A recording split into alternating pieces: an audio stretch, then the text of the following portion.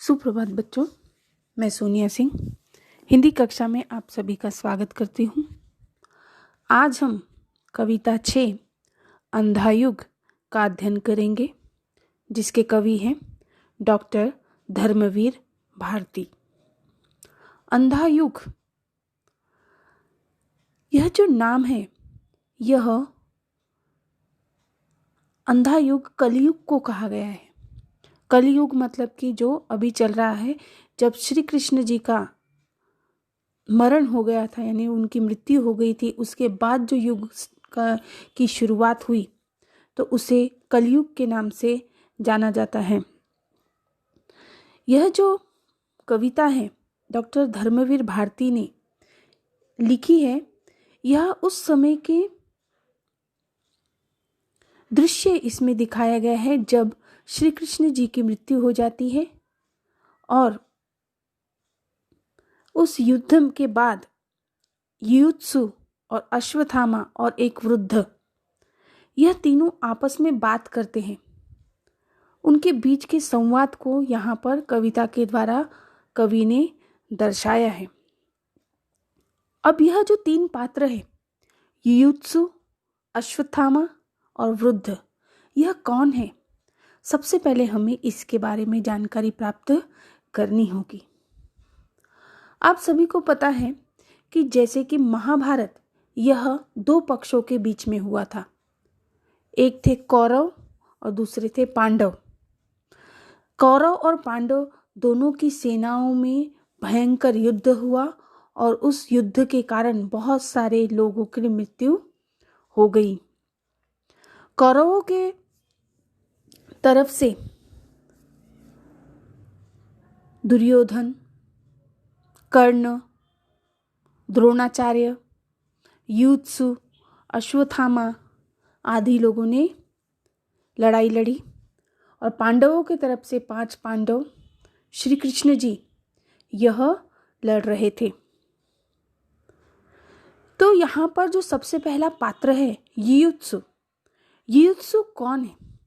तो युयुत्सु जो कौरव थे, उसमें धृतराष्ट्र, जो देख नहीं सकते थे, दुर्योधन के जो पिता थे, धृतराष्ट्र के 100 पुत्र थे। उन 100 पुत्रों में से जो युयुत्सु, यह एक जीवित बचा हुआ था। उसका जो आखिरी पुत्र था, जो कि उसके दासी का पुत्र था, वह आखिरी में बचा हुआ था।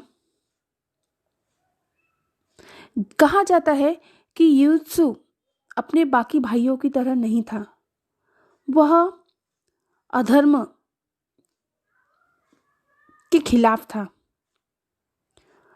कृष्ण जी ने उसकी बहुत मदद की। जो उन्होंने अपने जीवन में पाप किए थे, तो कृष्ण जी ने युयुत्सु को उसके पाप पूरे हर लिए थे। इसलिए युयुत्सु,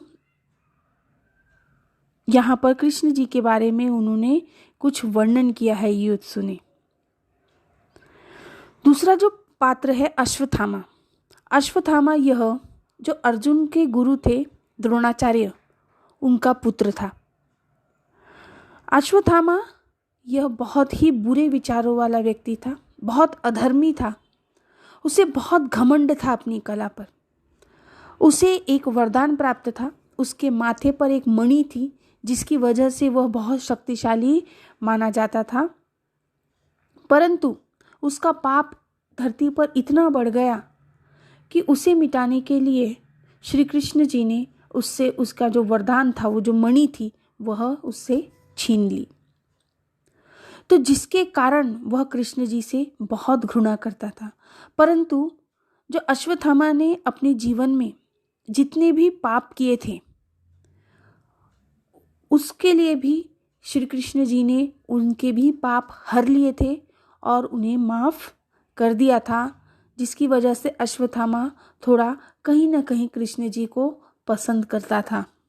वह उनके किए गए जो कर्म के लिए वह हमेशा उनका शुक्रगुजार करता था। जो इसमें तीसरा पात्र है वृद्ध। वृद्ध ये एक काल्पनिक पात्र है। काल्पनिक पात्र मतलब कि यहाँ पर यह बताया है कि यह वह वृद्ध है जिसने श्री कृष्ण जी को बाण से मारा। यहाँ पर कवि जो बात कहना चाहते हैं वह बात जो श्री कृष्ण जी की है वह वृद्ध के मुंह से कह रहे हैं, इसलिए यहाँ पर यह वृद्ध का पात्र लिया गया है जो पूरी तरीके से काल्पनिक है। परंतु यहाँ पर यह बताया है कि इसी वृद्ध ने कृष्ण जी की हत्या की है बाण मारकर। तो यह जो दृश्य है वह महाभारत युद्ध समाप्त हो गया था। चारों तरफ लाशें बिछी हुई थी। श्री कृष्ण जी का भी अंतिम समय हो गया था। तो युयुत्सु और अश्वत्थामा और वृद्ध यह तीनों आपस में बातें करते हैं। तो आइए देखते हैं इस कविता का परिचय। जन्म 1926 इलाहाबाद उत्तर प्रदेश में हुआ कवि का। मृत्यु 1997 में मुंबई महाराष्ट्र में हुई। भारती जी आधुनिक हिंदी साहित्य के प्रमुख लेखक, कवि, नाटककार और सामाजिक विचारक हैं। आपको 1972 में पद्मश्री से सम्मानित किया गया। जो धर्मवीर भारती जी हैं यह बहुत अच्छे आधुनिक हिंदी साहित्य के साहित्यकार माने जाते हैं। वो लेखक भी हैं, कवि भी हैं और उन्होंने बहुत अच्छे अच्छे नाटक भी लिखे हैं और उनके साथ साथ में वह बहुत अच्छे सामाजिक विचारक है जो समाज को अच्छी विचारधारा देते हैं और उन्हें पद्मश्री से सम्मानित, पद्मश्री का जो पुरस्कार है वह भी प्राप्त हुआ है। उनकी जो प्रमुख कृतियां हैं स्वर्ग और पृथ्वी, चांद और टूटे हुए लोग, बंद गली का आखिरी मकान, ठंडा लोहा, 7 गीत, कनुप्रिया, सपना अभी भी, गुनाहों का देवता, सूरज का 7वां घोड़ा, 11 सपनों का देश, पश्चिंती और अंधा युग। इस कविता के बारे में हम थोड़ी सी जानकारी प्राप्त करेंगे पद्य संबंधी। प्रस्तुत अंश डॉक्टर धर्मवीर भारती के अंधा युग गीति नाट्य से लिया गया है। यह जो पद्य लिया गया है, ये जो पंक्तियां ली गई है, यह जो अंधा युग है डॉक्टर धर्मवीर भारती का एक बहुत अच्छा नाटक है जिसमें से ली गई है। इसमें युद्ध के परिप्रेक्ष्य में आधुनिक जीवन की विभीषिका का चित्रण किया गया है। इसमें यानी युद्ध के द्वारा कि युद्ध के का सहारा लेकर यहाँ पर कि जो आधुनिक जीवन में किस प्रकार से जीवन हो गया है उसके बारे में यहाँ पे जानकारी दी गई है। अंधा युग में युद्ध तथा उसके बाद की समस्या और मानवीय महत्वाकांक्षाओं को प्रस्तुत किया गया है। यह दृश्य काव्य है। इसका कथानक महाभारत युद्ध के समाप्ति काल से शुरू होता है। जैसे ही महाभारत का युद्ध समाप्त हो जाता है तब से यह कविता का शुभारंभ होता है। यह प्रसंग उस समय का है जब श्री कृष्ण की जीवन यात्रा समाप्त हो गई है।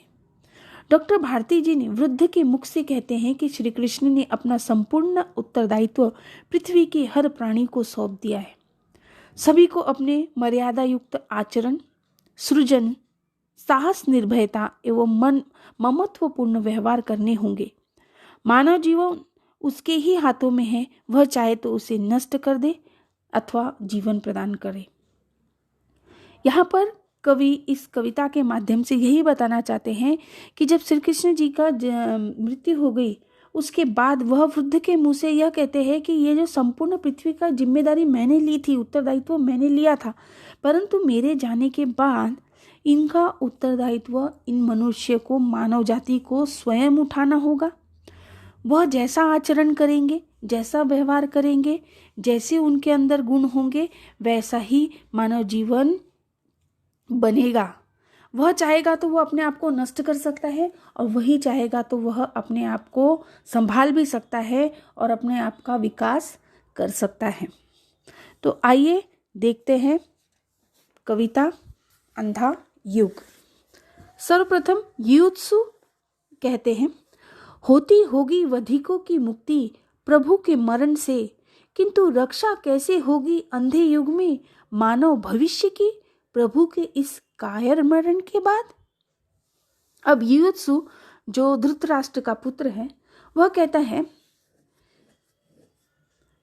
प्रभु कृष्ण तो चले गए मतलब कि प्रभु कृष्ण की तो मृत्यु हो गई, परंतु उनके मरने से बहुत सारे वधिक का अर्थ होता है वध करने वाला, मारने वाला, बहुत सारे वधिकों को मुक्ति मिल गई, क्योंकि उन्होंने लोगों को माफ कर दिया, क्योंकि इस धरती से श्री कृष्ण ही चले गए, इसलिए वधिकों को अपने आप ही मुक्ति मिल गई। तो यहाँ पर यीशु कहता है कि प्रभु कृष्ण तो चले गए, उनके मरण से, उनके आशीर्वाद से भले वधिकों को, वध करने वालों को मुक्ति मिल गई होगी, परंतु इस प्रकार के जो कायर मरण है, मतलब कि जो उन्होंने कायरता से, क्योंकि इस सृष्टि का, इस संसार का पूरा दायित्व श्री कृष्ण जी के हाथ में था, उन्होंने अपने दायित्व को यूं ही बीच में छोड़कर उन्होंने अपनी मृत्यु को स्वीकार कर लिया।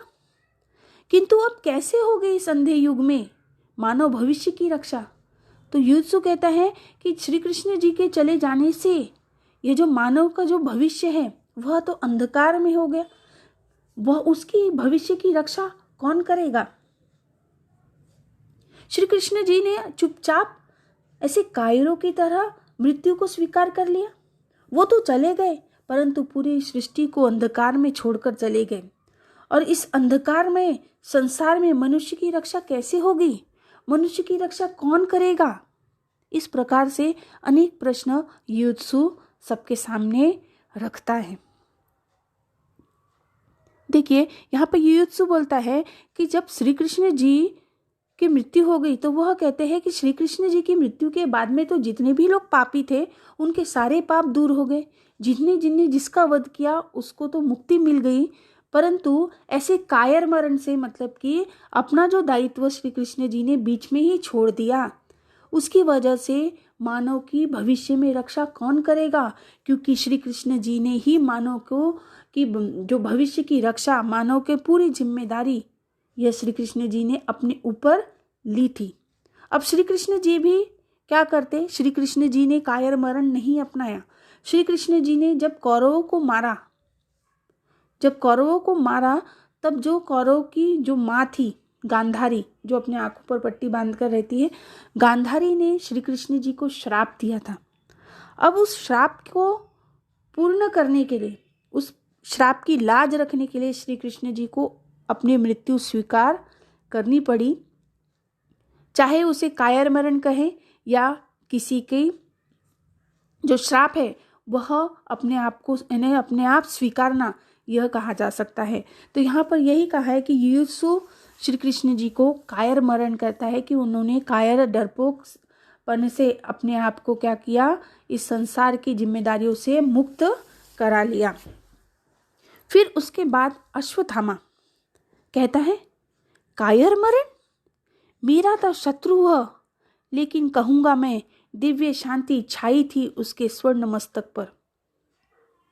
फिर अश्वत्थामा जो द्रोणाचार्य का पुत्र था, जो बहुत ही कपटी था, जिसे वरदान प्राप्त था, जिसके मस्तक पर मणि थी, वह कहता है कायर मरण, क्योंकि वह श्री कृष्ण जी को पसंद करता था। वह यह नहीं, क्योंकि वह कायर नहीं है, उन्होंने कायर मरण अपना लिया, यह मैं नहीं कह सकता। उन्होंने कायरों की तरह चुपचाप मृत्यु स्वीकार कर ली। यह तुम क्या कह रहे हो? युत्सु को बोलते, ये तुम क्या कह रहे हो? ऐसा हो नहीं सकता। वह मेरा शत्रु था, उसने मुझसे कपट से, छल से मेरा मणि छीन लिया, परंतु उसके जो मस्तक पर, जब वह जा रहा था इस दुनिया को छोड़कर, तब उसके मस्तक पर, उसके मुंह पर एक दिव्य शांति छाई थी। उसका मस्तक एक स्वर्ण की तरह, जैसे सोने की तरह वह उसका मस्तक, सिर, माथा चमक रहा था। उसके मुख पर एक अलग सी ही शांति छाई हुई थी। फिर जो वृद्ध है, वृद्ध जिसने श्री कृष्ण जी को मारा, वृद्ध जो शिकारी था, वह कहता है, बोले अवसान के क्षणों में प्रभु, अवसान यानी मतलब कि आखिरी क्षण, जब वह मर रहे थे, उसका अंतिम जो क्षण था श्री कृष्ण जी का, बोले अवसान के क्षणों में प्रभु, मरण नहीं है ओ व्याध, व्याध का मतलब होता है शिकारी, मात्र रूपांतरण है यह। सबका दायित्व लिया मैंने अपने ऊपर, अपना दायित्व सौंप जाता हूं मैं सबको।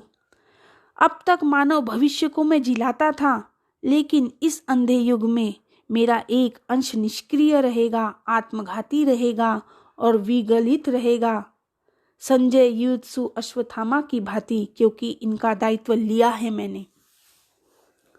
तो वृद्ध जो कहते हैं, वृद्ध शिकारी यहां पर कहते हैं कि जब प्रभु जा रहे थे तो जाते समय में उन्होंने मुझसे कहा, वधिक, ए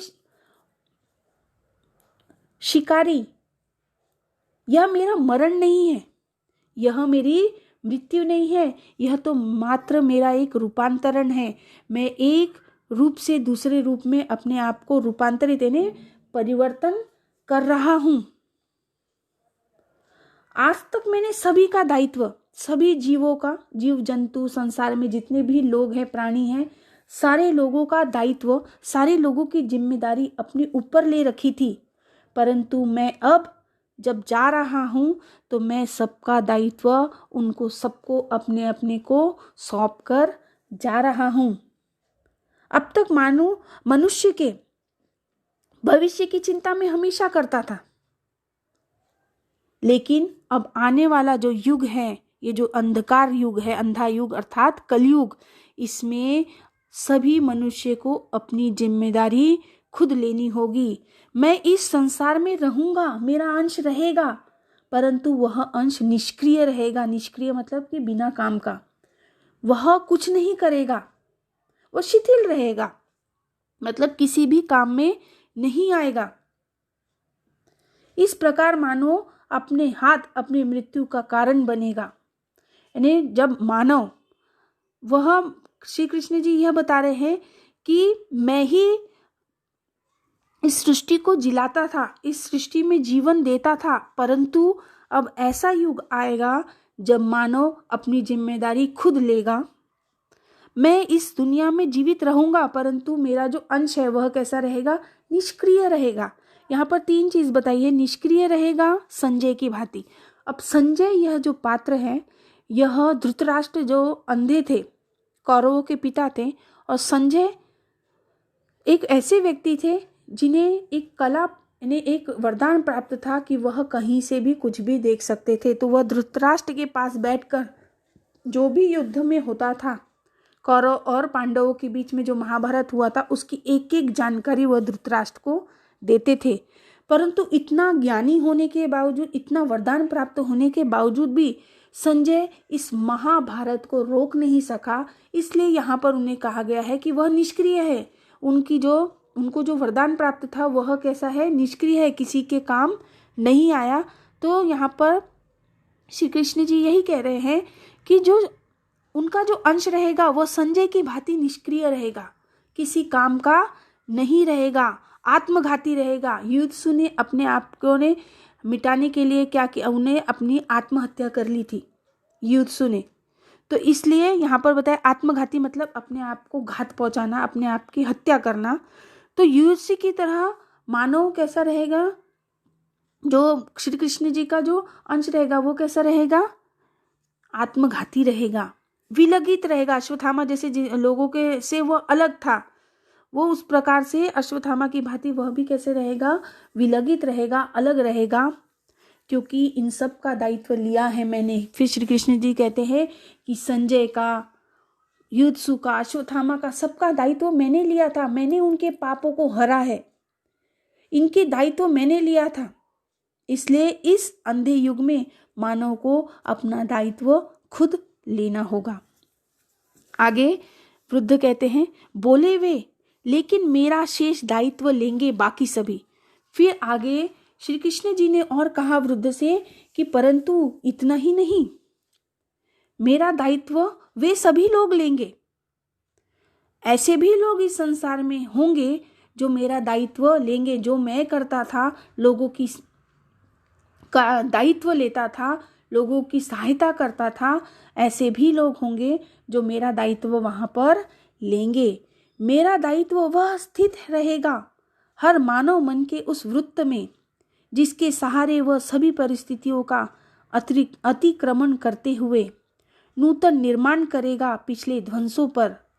मर्यादा युक्त आचरण में, नित नूतन सृजन में, निर्भयता के, साहस के, ममता के, रस के क्षण में जीवित और सक्रिय हो उठूंगा मैं बार बार।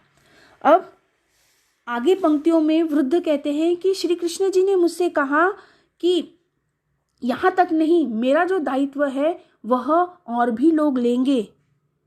मेरा दायित्व स्थित रहेगा, यानी कोई ना कोई मेरा दायित्व लेने के लिए हमेशा सामने आएंगे।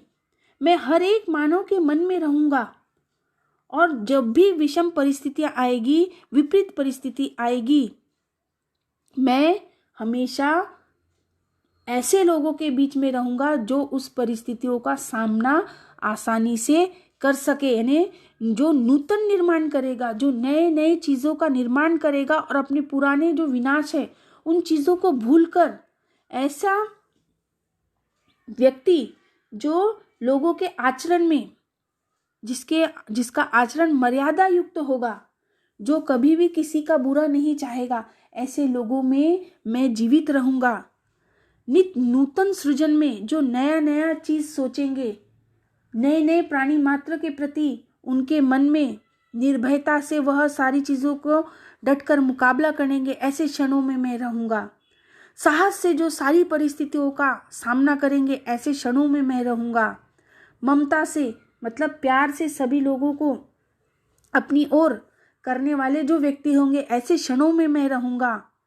और इस फिर आगे श्री कृष्ण जी कहते हैं कि जब ऐसा व्यक्ति जो ऐसी विषम परिस्थिति में, ऐसी कठिन परिस्थिति में सभी को साहस से, निर्भयता से, ममता से सभी को अपनी ओर वह आकर्षित करेगा, सराबोर करेगा, उस समय में मैं क्या होऊंगा, जीवित हो जाऊंगा और सक्रिय हो उठूंगा बार बार। ने कवि का यहाँ पे कहना है कि श्री कृष्ण जी यह कह रहे हैं कि बहुत से इस दुनिया में बुराइयां भी होती है, परंतु उसके साथ साथ में ऐसे बहुत से लोग हैं जिनके भीतर अच्छाइयां भी हैं। तो कवि यहाँ पर यही कहते हैं कि जिनमें अच्छाइयां हैं, श्री कृष्ण जी कहते हैं कि उन अच्छाइयों में बार बार मैं क्या हो जाऊंगा, जीवित हो जाऊंगा, सक्रिय हो जाऊंगा।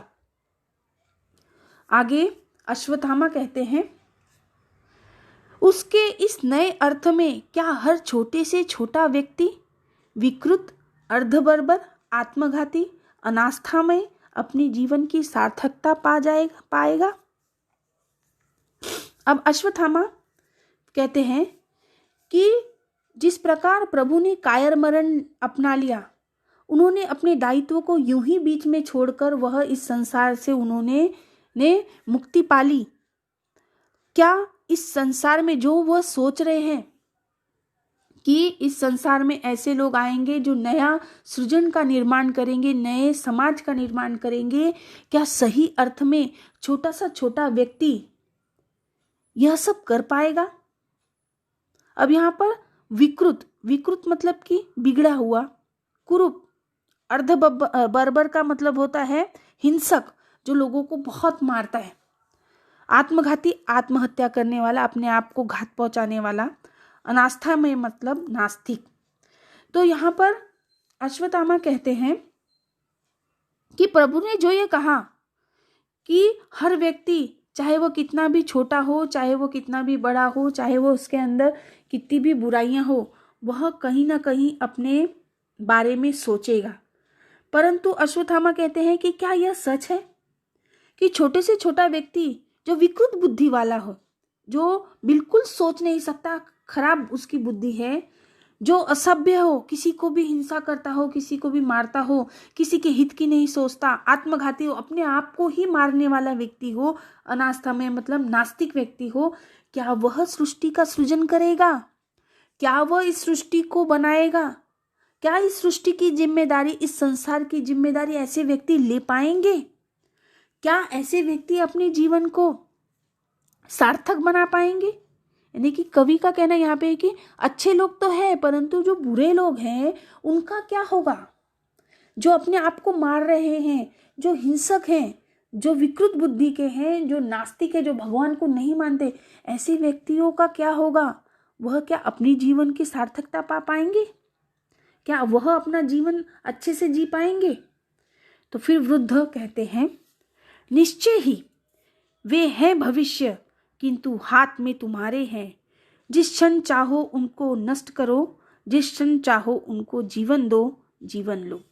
अब जब अश्वत्थामा कहते हैं कि अच्छे लोग तो अपनी जीवन की सार्थकता पा लेंगे, परंतु उनका क्या होगा जिनके भीतर ऐसी अलग अलग प्रकार की बुराइयां हैं, वह विकृत है, वे हिंसक है, वह अपने आप को हानि पहुंचाने वाले हैं, नास्तिक हैं, ऐसे लोग क्या अपने जीवन को सार्थकता पहुंचा पाएंगे?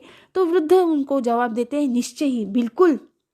वृद्ध कहते हैं, बिल्कुल अवश्य वह कर पाएंगे, क्योंकि वह हमारे भविष्य हैं, वह हमारे संसार में आने वाले कल के वे भविष्य हैं।